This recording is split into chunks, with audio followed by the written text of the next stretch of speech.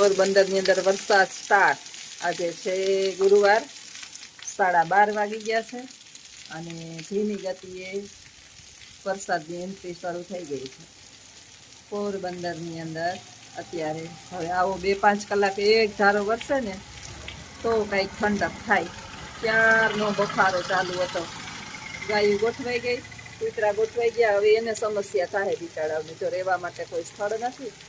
આ ગાયુંના તો માલિક છે, પણ બિચારાઓને કોઈ રાખતું તૈયાર નથી. અત્યારે શહેરમાં કોઈ પાસે કઈ ઘરબર છે નહીં. એમને ગાયુંને રોડ ઉપર દોઈ લેતા હશે, ખબર નહીં ક્યાં દોતા હોય, પણ પ્રોબ્લેમ છે. જો ધીમો પડી ગયો. આવો 2-5 કલાક વરી ને તો કઈક ઠંડક થાય. સીતારામ બધાને. બાકી ગયા છે 5 અને ઢાંકલું એકદમ થઈ ગયું છે. કાલે વરસાદ હતો પણ વિડીયો જ ન બનાવ્યો. નગાસી ધોઈને થોડુંક 1-2 મિનિટનો વરસાદનો વિડીયો બનાવ્યો, આવશે જોવામાં. કાલે વરસાદ આવ્યો, રેડો ઠાકોથી આવ્યો. જુનાગઢમાં ને ઘેડમાં સારો વરસાદ છે. પોરબંદરની અંદર હજી છે નહીં, બહુ થોડા કમથા ઝાપટા આવ્યા છે. થોડા વરસાદે કીચડ અને ગરમી વધારે થાય. એકદમ અત્યારે ઢાંકલું તો થઈ ગયું છે પણ કઈ વરસાદ છે નહીં. બહાર હવા નથી અને ગરમી એકદમ બફારો, એટલે પંખા નીચે ઘરમાં બેહવું જ પડે. તોય જો પંખો ચાલુ છે ને તોય ગરમી તો થાય જ. એટલે આવું છે બધું. એક વિચાર આવે કે સુંદર મજાનો પરિવાર હોય, પુત્ર જન્મે, દીકરીઓ જન્મે, દીકરાઓ જન્મે, અને ખાસ કરીને દીકરો જન્મે ને એટલે પિતાથી પહેલા માતાને ત્યારથી એક જિજ્ઞાસા જાગે કે મારો દીકરો મોટો થશે, આમ કરશે, નોકરી કરશે, પછી હું એને પરણાવીશ. એ વહુની તમન્ના જે છે ને એ બાળક ઘોડિયામાં હોય ને ત્યારથી ને એ દીકરાની માને હોય, ઘોડિયામાં હોય ને ત્યારથી કે હવે ફાઇનલી વહુ આવવાની જ છે. પછી તો એના ભાઈ ને નસીબ ને એના ભાગ્ય લખાયેલા હોય, પણ માએ સપનું જોઈ લીધું હોય. મારી વહુ, ઘણી સાસુ એવી હોય કે મારી વહુ આવશે ને પછી આપણે કાંઈ ચિંતા નહીં, પછી બધું સંભાળશે, આપણે કાંઈ કામ કરવાનું નહીં. ત્યારે એક પ્રશ્ન થાય કે આપણા ઘરની અંદર એક દીકરી હોય, દુઃખ ન લગાડતા કોઈને પર્સનલી નથી, પણ આવા પ્રશ્નો હોય મારી પાસે, પછી મને કોઈ કહેતા હોય, અથવા તો ઘણી વખત મારા ક્યાંય નંબર હોય તો એ મને મારા છેલ્લા 20 વર્ષના વિદ્યાર્થીઓ વિચાર કરો, ખાસ મને ફોન કરીને પૂછે કે મેડમ તમે ક્લાસની અંદર વાત કરતા હતા ને બધી 100% સાચી જ છે. આવું જ છે, આપણે છે ને લગ્ન કરીએ ને ત્યારે તો આમ એવા આમ મધ ટપકતા હોય એના જીહવા ઉપરથી, અને પછી જે છે ને આપણે કથિરના થઈ જાય, પાછળથી આપણું થૂથું કરતા હોય. આવા છે. એટલે હું એને પ્રેમથી સમજાવું. પણ આજે ખાસ કે આપણા ઘરની અંદર આવેલી દીકરી જે છે ને એ વહુ એ કોકની દીકરી છે. હવે દીકરી જે છે એ સાસરે ગઈ નથી અને દીકરાને પરણાવી દીધો છે, એટલે નણંદ અને ભાભીનો વ્યવહાર જે છે એ 100% નસીબ જોગે સારું હોય, અન્યથા લગભગ ક્યાંક ને ક્યાંક થોડી ગૂંચવણ હોય. હવે માને પ્રશ્ન એ થાય છે કે વહુ જો મોડી ઉઠશે ને તો પ્રશ્ન, દીકરી 8 વાગે ઉઠે, 9 વાગે ઉઠે, 10 વાગે ઉઠે. પાછા ઘણાને મેં એવું સાંભળ્યું છે કે દીકરીઓ તો પછી માવતરની ઘરે જ રાજ કરે, સાસરે તો એને પછી ઢહેડા જ કરે. તમે એવું વિચારો જ શું કામ? તમારી દીકરીને એટલી સક્ષમ બનાવો ને કે 2 કામવાળા રાખી શકે એટલી સક્ષમ બનાવો. એના પરિવારને સક્ષમ ગોતશો તો વેલ્યુ થાય કે નહીં થાય ખબર નથી. કરોડપતિ પરિવારની અંદર આપણે આપણી દીકરીને પરણાવીએ, એના સંબંધ કરીએ, તો ત્યાં તો એ માણસને આપણે ઓળખતા નથી, કેવા છે કેવા નહીં, વેલ્યુ કરશે કે નહીં, કિંમત કરશે કે નહીં, આપણી દીકરીને સુખ આપશે કે નહીં. પરણેવા એ તો એક બધાના નસીબ છે, પરણવું એ બધાના નસીબ, હાલે ન હાલે એ વિધાતાના લેખ છે, એમાં કોઈ મેખ ન મારી શકે. ઘણી વખત સંજોગો આગળ આપણે ઝૂકવું પડતું હોય કે 2 બાજુ બધાય સારા હોય, કોઈનો વાક ન હોય, પણ એના કુંડળીની અંદર એવું લખેલું હોય એટલે છૂટા થાય. આ એક વિધાતાનો લેખ છે. પરંતુ ઘણી વખત એવું છે કે બેયને પ્રશ્ન નથી, પણ બીજા ત્રીજા માણસને પ્રશ્ન થાય, અને એના કારણે જે છે એ ઘરભંગ થતા હોય.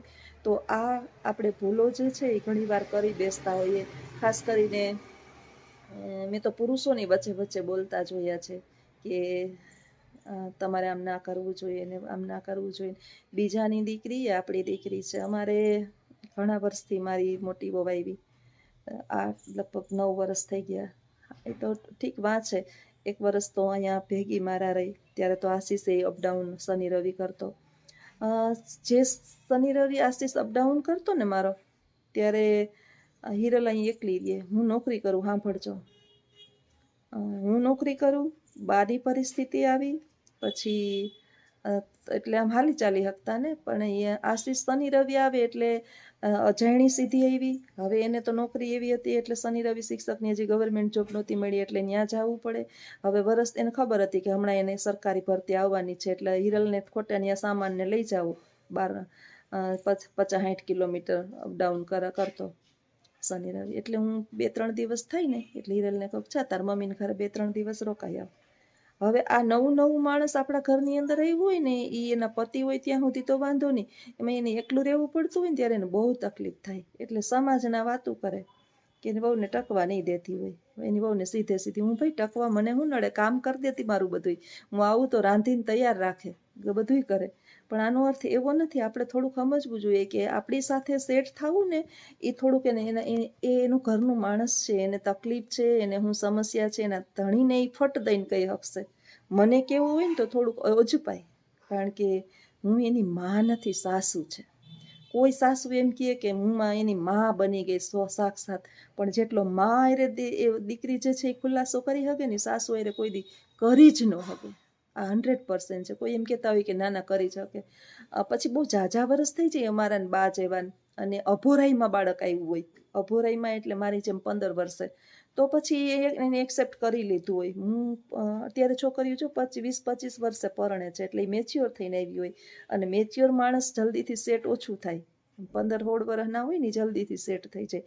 એટલે તો પહેલાના સમયમાં તમને ખબર, નાના ઉંમરે લગ્ન કરી દેતા, નાની ઉંમરે, એટલે એને એ જ પોતાનું જ ઘર સમજતા, એને પિયરના ને માવતરના બહુ કંઈ ફરક ઝાઝા ન લાગતા. પણ કહેવાની વાત એટલી છે કે આપણા ઘરની અંદર આપણી દીકરી જો બધા એસો આરામની જિંદગી જીવી શકતી હોય, તો સેમ જિંદગી જે છે એ આપણી વહુને જીવવાનો અધિકાર છે. અને જો આપણે એને કદાચ એવી જિંદગી જીવવાનો રાઈટ આપીએ ને, તો અત્યારની છોકરીઓ ભણેલી ગણેલી ને એજ્યુકેટેડ છે, લગભગ વાંધો ન આવે. અને છતાંય જો વાંધો આવતો હોય અને 100-2-5 આવા બગડેલી હોય, તો એના મા બાપના સંસ્કાર હોય કે એને ગળથુથીમાં શીખવાડ્યું જોઈએ કે તારા સાસુ સસરા આકાશ પાતાળ એક કરે ને તોય તારે એને સ્વીકારવાના જ નહીં, એને અડધું જ કરવાના. આ સંસ્કાર વિનાના મા બાપની છોકરીઓ હોય. સારી અને ખાનદાન મા બાપની છોકરીઓ જે છે એ રિસ્પેક્ટ છોડતી નથી. અને રહી વાત ભણેલા ભણની, ઘણા એમ કહે છે કે બહુ ભણેલા ગોતીએ તો આવું થાય ને અભણ ગોતીએ તો આવું થાય. મેં એવી સ્ત્રીઓને જોઈ છે કે જે કાયમ દારૂ પીને આવતો હોય અને છોકરાઓને ઢીબેડતો હોય અને ઘરમાંય કમાઈને ન દેતો હોય, છતાંય પોતાનો પરિવાર તૂટે નહીં એટલા માટે સંસ્કારી સ્ત્રીઓ જેને આપણે કહીએ, એ પોતાનો સંતાનો માટે અને પોતાનો પરિવાર ના તૂટે એટલા માટે થઈ અને નિભાવી લેતી હોય. સાંભળજો, સહન કરવાની વાત નથી અહીંયા, પોતાના બાળકોનું ભવિષ્ય વિચારીને. એટલે પેલો પ્રશ્ન આપણને હું છોકરા હાટું થઈને આપણે આપણી જિંદગી બગાડ નાખવાની, કાંઈ નહીં, ભાગી જવાય, બીજું ઘર કરી લેવાય, આમ કરી લેવાય, ઘેરા છોકરા ગલઢા થાય હું તો એ આપણે છોકરા ભેગા નહીં. તો કેટલા સલાહ સૂચનો આપને મળે, આનાથી તો તને સારું મળી જાય ને, આઈલને છોકરા મૂકી દે. જે દારૂ પીતો હોય આપણા હોવા છતાં છોકરાઓમાં ધ્યાન ન આપતું હોય માણસ, એ આપણા ગયા પછી એ છોકરાઓમાં ધ્યાન આપે એ પાકી વાત છે. અને સમજુ સ્ત્રી છે ને નિભાવી લે. અને નોકરી કરતો હોય, બધું વ્યવસ્થિત હોય અને કોઈ પણ જાતની તકલીફ ન હોય, એના છૂટાછેડા થતા મેં જોયા છે. એટલે જરૂરી નથી કે ભણેલું ને અભણ આવું કરી શકે. એટલે સંસ્કારની વાત છે, અહીંયા સંસ્કાર દેખાતા હોય એના. સમજદારી અને સંસ્કાર, આ બે જે છે એ જીવનમાં બહુ મહત્વનો રોલ ભજવે છે.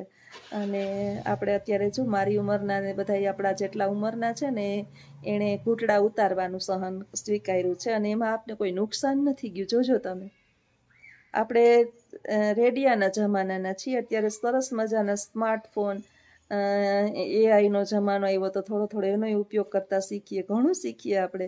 એટલે વિચારો આપણે કેટલું જોયું ને હવેની પેઢી આ બધું કાંઈ નહીં, સીધું એઆઈમાં જે નવું બાળક આવ્યું એને તો કંઈ આગળની કંઈ ખબર જ નથી. એટલે આપણે જે ઘૂંટડા ઉતાર્યા ને ત્યારે બાળકને કંઈ કહેવાતુંય નથી. મેં તો વર્ગખંડની અંદર એવાય અનુભવ કર્યા છે કે વર્ગખંડની અંદર છોકરાઓ ગમે એ કરે ને કરવા દેવાનું, એને બહુ કંઈ ખીજાવાનું નહીં. હમણાં તો વિડીયા વાયરલ કરે છે. હું વિડીયા વાયરલ કરે ખબર? એક શાળાની અંદર જે છે ને 7:30નો પ્રાર્થનાનો સમય હતો. કાલ જ હું વિડીયો જોતી હતી. કાલ વિડીયો જોતી હતી ને 7:30નો પ્રાર્થનાનો સમય, એટલે પછી 7:30 પછી આવે ને એને બાર ગેટની બારોબાર, એટલે ત્યાં સુધી ગેટ બંધ કરી દે, પ્રાર્થના ચાલુ થાય. એટલે કોઈ દોઢા હોય ને એ જઈને પહોંચી ગયા. છોકરાઓ કેમ બહાર ઊભા છે, તમારે અંદર ના લઈ લેવાય, આમ છે તેમ છે. એટલે પ્રિન્સિપાલ જે છે ને બહુ ડિસિપ્લિન વાળા હતા. એટલે સરકારી શાળાનો વિડીયો હતો. એટલે એણે એમ કીધું કે 7:30 અમારે પ્રાર્થનાનો સમય છે, 15 મિનિટ અમારી પ્રાર્થના હાલે. પ્રાર્થનાની અંદર અમારે વિદ્યાર્થીઓ પ્રાર્થના બોલે, એ પછી સુવિચાર બોલે, એ પછી એકાદું સંગીતનું ગીત વગાડે. એટલે 15-20 મિનિટ થાય પછી જ અમે વિદ્યાર્થીઓને અંદર લઈએ. અને આજ નહીં, તમે વિડીયો ઉતારશો ને તો આ કાયમી આ રૂલ્સ છે. અને ડિસિપ્લિન બાળકને શાળામાંથી જ શીખવવામાં મળે. તમને અનુકૂળ આવે વિડીયો બનાવો ને વાયરલ કરો, આ ડિસિપ્લિનમાં કોઈ ફરક નહીં પડે. હું ધન્યવાદ દઉં છું આચાર્યને. જો વિદ્યાર્થીને શાળાની અંદર 2 ઠપકા મળ્યા હોય ને તો પછી એને પોલીસના દંડા ઓછા ખાવા પડે. અત્યારે મા બાપે આપણે કહીએ ને કે ધોડીને જાય, માલા છોકલાને નહીં કહેવાનું, માલા છોકલાને. બધાય શિક્ષકો રાક્ષસો નથી હોતા અને બધાય શિક્ષકો દુશ્મનોય નથી હોતા ને એ વાત જેવા આપણે વિચારીએ છીએ ને એવાય નથી હોતા. એ ક્યાંક ને ક્યાંક અંશે 2 શબ્દ કહી અને વિદ્યાર્થીઓના ભવિષ્યને સુધારવા માંગતા હોય છે કે શાળાની અંદર જો એ વહેલું રેગ્યુલર થઈ ગયું તો નોકરીની અંદર એને ક્યારેય ઠપકો સાંભળવો ન પડે. મેં જે છે ને શાળાની અંદર બાલુબાની વાત કરું, પરણીને ગઈ પછી, પરણીને હું અહીંયા ભણતી, હું બહાર ઊભેલી છું. બાલુબાના જે ગ્રાઉન્ડ છે ને એની અંદર એ સમયની અંદર તો બહુ કિશોરીબેન અમારે પ્રિન્સિપાલ હતા, બહુ ડિસિપ્લિન વાળા હતા, બહુ ડિસિપ્લિન, જરાય ચલાવી ન લેતા.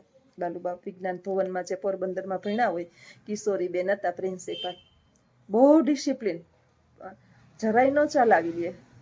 તો એ સારી બાબત છે. અને નોકરીમાં 20 વર્ષ મેં નોકરી કરી, હું પ્રિન્સિપાલની પહેલાં આવી ગઈ હોય.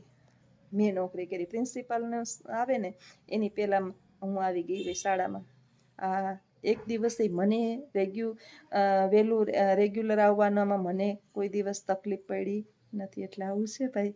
તો ડિસિપ્લિન તો બાળપણમાં કોઈએ શીખવી હોય ને તો એ છેટ સુધી રહે. તો શાળામાં ડિસિપ્લિન જો આપને શીખવવા મળતી હોય ને તો એના વિડીયા ખરાબ વાયરલ ન કરાય કે પ્રિન્સિપાલ ખરાબ છે, શિક્ષક ખરાબ છે. હા, તમારા છોકરા હારે એવી ગેરવર્તણૂક થઈ હોય, કોઈ છેડતી થઈ હોય, કોઈ શિક્ષકોએ એને એવા અભદ્ર શબ્દનો પ્રયોગ કરી અને અપમાનિત કર્યા હોય, અથવા તો કાંઈ વધારે વર્કલોડ હોય તો તમે કમ્પ્લેન કરી શકો. ડિસિપ્લિનની બાબતમાં ન કરી શકો કે ભાઈ ક્લાસમાં નિયમિત જવાનું છે, સ્વચ્છતા અભિયાન જે છે એને રૂલ્સ પાળવાના છે, વાળમાં તેલ નાખવાનું છે, નખ કાપીને આવવાના છે. અત્યારે તો માયું ચિઠ્ઠી લખી દે કે અમારી છોકરી નખ નહીં કાપે, બહુ મોટા નખ છે તો એને લગ્નમાં જવું છે. અમારી છોકરીને કાંઈ માથામાં પ્રોબ્લેમ ન હોય, પણ એને એવો હેર ઓઇલ કરે ને તો સમસ્યા છે. ઓલા કહે ને શરૂઆતથી નાના બાળક હોય ને ત્યારથી મા બાપ જ ઘણી વખત જે છે એ છોકરાઓને આ રીતે પ્રોત્સાહિત કરતા હોય. પછી એ આ છોકરાઓ કે છોકરીઓ જે છે ને એ ભવિષ્યની અંદર જે છે એ શું કરે એ આપણે પછી વિચારવાનું નહીં. એટલે આવું બધું છે. વિડીયો થઈ જાય લાંબુ અને વાત આપણી ખૂટશે નહીં. તો આપણે બધું નોકરી કર્યું હોય ને બહારની દુનિયામાં હોય ને એટલે આપણે ખબર પડે. એટલે રહી વાત વહુની તો થોડુંક એને ટ્રેન કરાય, આપણે ભેગું કામ લેતું જવાય, અડધું પડધું આપણે કરતું જવાય. આપણી દીકરીને 1-2 કામ ભેગા કરાવવા લગાય એટલે જે આવેલું છે ને એના ઉપર સીધું થોપી ન દેવાય. એને સેટ થતા 2-3 વર્ષ થાય અને જો સારી સંસ્કારી હશે ને તો લગભગ વાંધો આવશે નહીં. બાકી જે નક્કી કરીને જ આવી છે કે આપણે આ કુટુંબની ધચિયા જ ઉડાડવી છે, એને તો આપણું આખું ખાનદાન ભેગું થાય તોય નહીં સમજાવી શકે. એટલે હોય બાળક બુદ્ધિ હોય અને ઘણા મેચ્યોર હોય, એટલે એ તો એના સંસ્કાર છે. તો કેવી વાત લાગી એ ચોક્કસ જણાવજો. આવજો. સીતારામ.